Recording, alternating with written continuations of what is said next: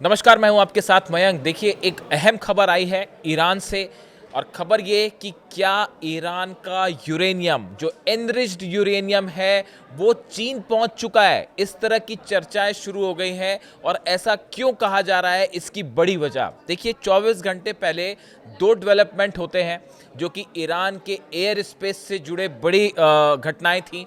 पहली तो ये कि एक कार्गो प्लेन मॉस्को से टेक ऑफ करता है और वो तेहरान में लैंड करता है। ये जो रडार्स होते हैं उस पर कैच हुई ये बात।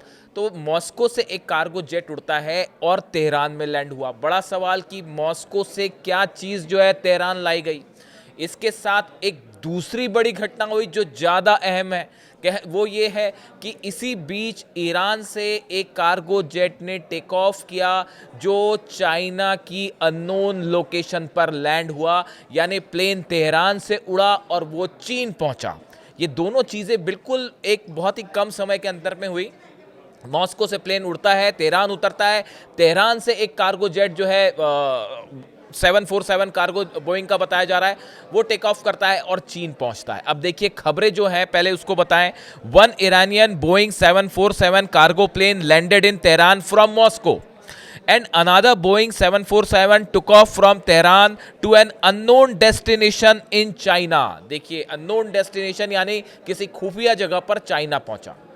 ये बात सबने नोटिस करी। देखिए एयर स्पेस इस समय ईरान का इस हालात में है कि वहाँ कोई भी परिंदा भी पर मारता है तो हर चीज़ जो है उस पर नज़र रखी जा रही है। खासकर डिफेंस एक्सपर्ट उस पर नज़र रख रहे हैं। तो अब ये जो तेहरान से जेट पहुँचा चीन, इसको लेकर ये कहा जा रहा है, ये आशंकाएं जताई जा रही हैं कि क्या ईरान ने एक मास्टर स्ट्रोक चल दिया है और अमेरिका से बातचीत के पहले, इसके पहले कि अमेरिका से यूरेनियम को लेकर कोई बातचीत हो और यूरेनियम जो है उसको डाइल्यूट करने को लेकर कोई समझौता बने, उसके पहले ही क्या ईरान ने एक बड़ा दांव खेलते हुए अपना 400 किलो एनरिच्ड यूरेनियम जो है वो चाइना पहुंचा दिया है। देखिए इस समय जो डील का सबसे अहम हिस्सा है, अपनी शर्तें रखी हैं अमेरिका ने। नेतन्याहू जो है वो डोनाल्ड ट्रंप से मिल रहे हैं और आज एक अहम मीटिंग हुई उसके पहले कि जो नेतन्याहू हैं उन्होंने स्टीव विटकॉफ से और कुशनर से, जो दामाद हैं डोनाल्ड ट्रंप के, इनसे मुलाकात की। अमेरिका के जो एडवाइज़र्स हैं उनसे जो है नेतन्याहू ने मुलाकात की और एक बड़ा प्लान तैयार हुआ है कि ईरान से कैसे डील की जाए। लेकिन इसके ठीक पहले यानी आप देखिए नेतन्याहू जो हैं वो पहुंचते हैं अमेरिका, उनकी वहां सबसे मुलाकातों का दौर चल रहा है। इसी बीच एक सीक्रेट प्लेन टेक ऑफ करता है तेहरान से और चीन पहुंच जाता है और खबरें इस तरह की सुगबुगाहट शुरू हो जाती है कि क्या इस डील के पहले ही ईरान ने अपना जो है यूरेनियम ठिकाने लगा दिया। देखिए डील का जो सबसे अहम हिस्सा है वो ये है कि ईरान के एनरिच्ड यूरेनियम का क्या किया जाए, क्योंकि इससे फ़ौरन एटम बम बन सकता है। 60% वो जो है एनरिच्ड है, 90% बम बनाने के लिए चाहिए और 60 से 90% करना बिल्कुल देर की बात नहीं है, वो आसानी से हो जाएगा। अब देखिए इस तरह की खबरें आई कि अमेरिका ने जो शर्त रखी है ईरान के सामने, उसमें कई शर्तें हैं। नेतन्याहू लगातार कोशिश कर रहे हैं कि ईरान के मिसाइल प्रोग्राम को उसमें शामिल किया जाए, जो प्रॉक्सीज़ हैं उनकी मदद से रोक दिया जाए। लेकिन जो सबसे अहम हिस्सा है वो है 400 किलो यूरेनियम का एनरिचमेंट स्तर जो है वो 60% है, उसको घटाया जाए। ये दबाव अमेरिका बना रहा है। देखिए अमेरिका का मुख्य मकसद है, मुख्य मकसद तो अली खामेनी साहब को सत्ता से हटाना है। वो कभी संभव नहीं होगा। आपने तस्वीरें देखी या नहीं देखी, मैं अलग से वीडियो कर दूंगा।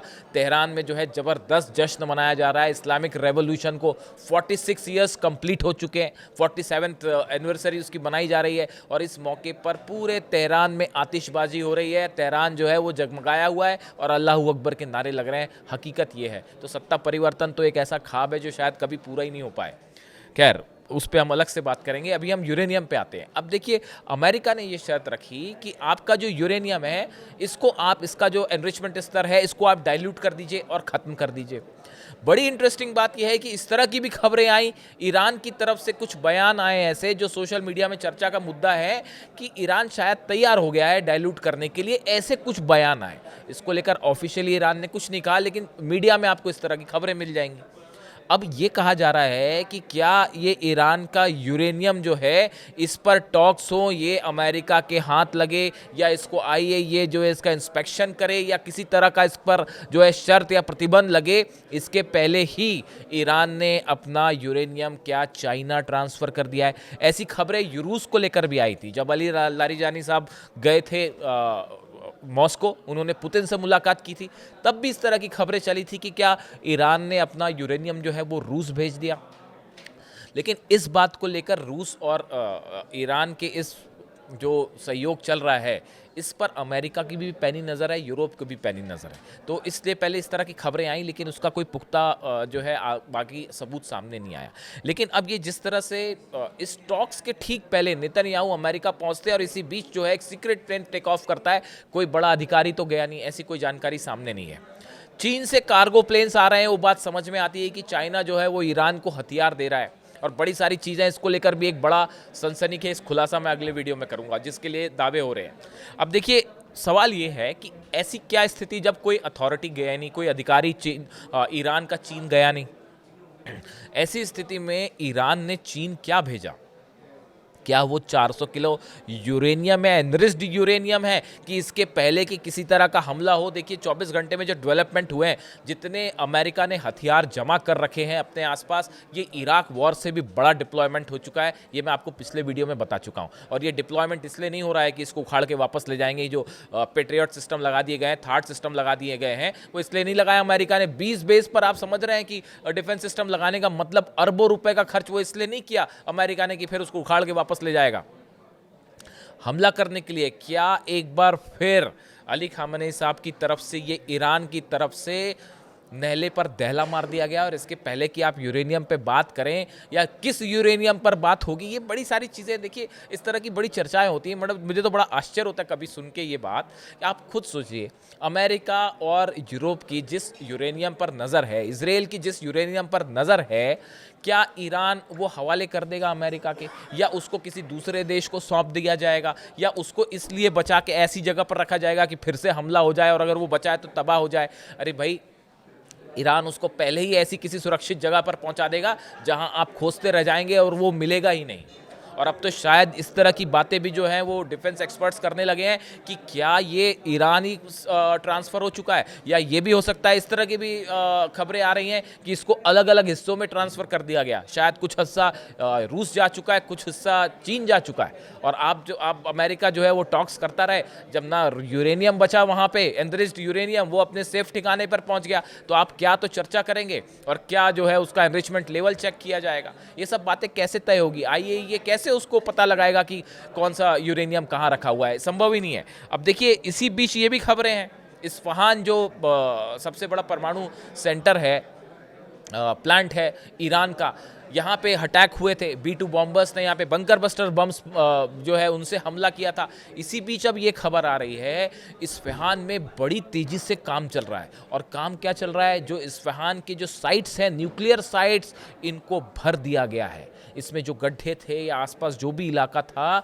इसको भरना शुरू कर दिया गया है। और सैटेलाइट से शायद कुछ दिन बाद आपको इस्फहान न्यूक्लियर सेंटर में बड़ा एक हिस्सा ऐसा है जिसका नामो निशानी आपको पता ना चले, न सैटेलाइट पकड़ पाएंगे और ना ही उस पर इतना बड़ा कवर अप कर दिया जाएगा कि शायद आईएईए क्या कोई एजेंसी पता नहीं लगा पाएगी कि यहाँ पे कौन सी जगह पर क्या था।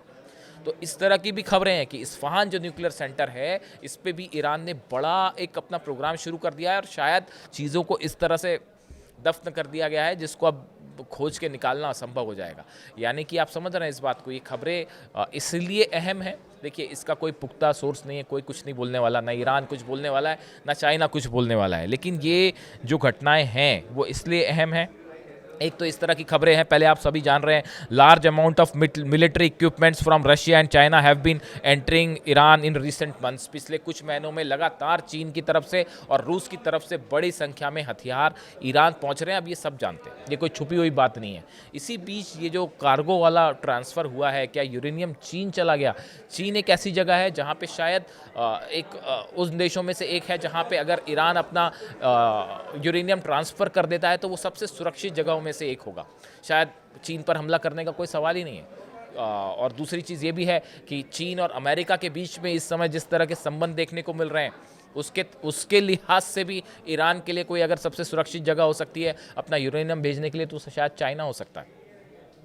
इस लिहाज से अब नेक्स्ट क्या ईरान को लेकर न्यूक्लियर टॉक्स, अगले दौर की बातचीत क्या। एक तो लारिजानी साहब जो हैं वो ओमान में हैं, उनकी चर्चा हो रही है। अमेरिका के बैकडोर से जो है कई जो दूत हैं अमेरिका के वो चर्चा कर रहे हैं। हालांकि विटकॉफ और कुशनर तो अमेरिका में हैं, वो नेतन्याहू के साथ प्लान बना रहे हैं। लेकिन आप प्लान कुछ भी बनाते रहें, हकीकत ये है कि इस पूरे डेवलपमेंट में पिछले 2 महीने के जो हुए हैं जनवरी से लेके अब तक, उसमें हर मौके पर ईरान अमेरिका पर भारी बढ़ता दिखाई दिया है। और अब इस घटना ने, तो ये यूरेनियम वाली घटना ने ये एक बड़ा गेम चेंजर साबित हो सकती है। इससे जुड़ा जो भी अपडेट होगा मैं आप तक पहुंचाऊंगा। वीडियो कैसा लगा कमेंट करके बताइए। Thank you so much.